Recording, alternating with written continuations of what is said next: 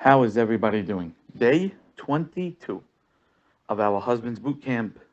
We're in at the end of Dr. Gutman's 7 principles of marriage. And here we go with number 7, and that is shared meaning. Every single entity has to have a mantra. Every business has to have a mission. Every school has a mission statement. In order to do anything, you have to explain what it is that you're about, what makes you different than the competition, or what makes you an entity. Just being together kind of doesn't mean much.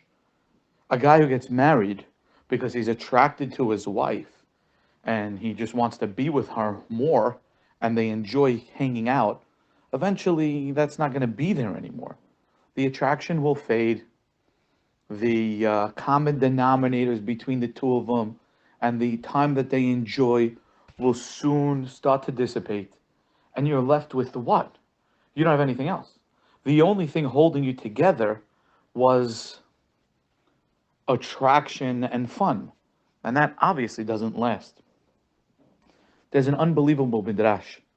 The midrash tells us by Abraham Avinu that Abraham Avinu, after Sarah died, the pasuk says, Abraham zaken baba yamin.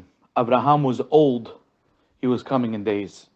The midrash says there was a parable to a pirate, and the pirate has a boat, and the entire time that the pirate's on this boat, no matter what happens, his crew could be, going down, and he could be, but he always manages to find a way out of things. He always manages to rally himself, fight the enemy, and go ahead and help his troops. Well, he gets into one scuffle, and the boat gets hit, and the boat starts sinking, and his men start looking at the pirate, and they say, "Come on, help us now. It's your time. You could save us. You've always saved us." And he said the following words: "Nishbera sefinati, nishbera kohi." My boat is broken. My strength is broken.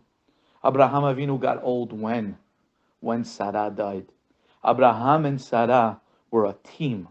Abraham Avinu said, "My wife died. A part of me dies. I don't have the strength anymore."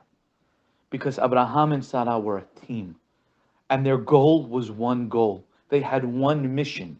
That mission was Bayit Ne'eman. Help the world. Hashem Olam Haba. Without shared meaning, without the couple having a mantra or a mission, they cannot survive. They cannot handle things. And the marriage won't survive. Not only that, but on a deeper level.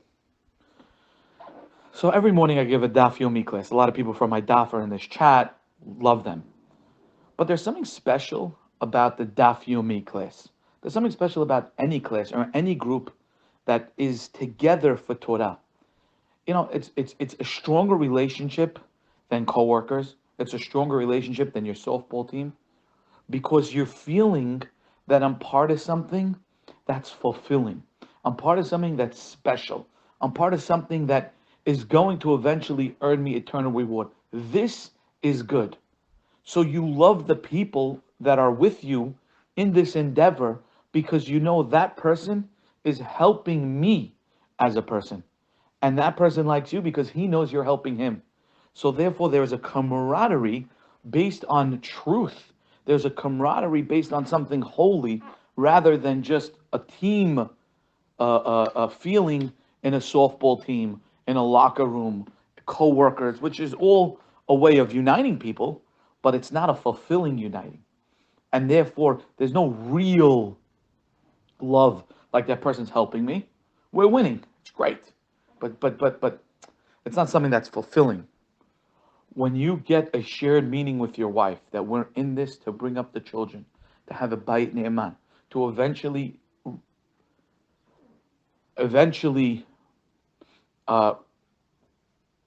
get olam haba, to eventually get the next world in a high spot that we could, automatically, whatever your wife does is like, wow, she's helping me. You don't understand? She's getting me to the next world. And your wife looks at you and says, what do you mean? He's helping me. He's automatically getting me to the next world. There's a great story when Hacham Obadiah went out with his wife So he was a learner. I don't think he did much more than that. And after a couple of dates, his wife, it wasn't going good, and she was going to drop him. And at the end of one of the beginning dates, he looked at her and he said, "Look, I learn all day. That's what I do. I don't stop learning. That's all I do.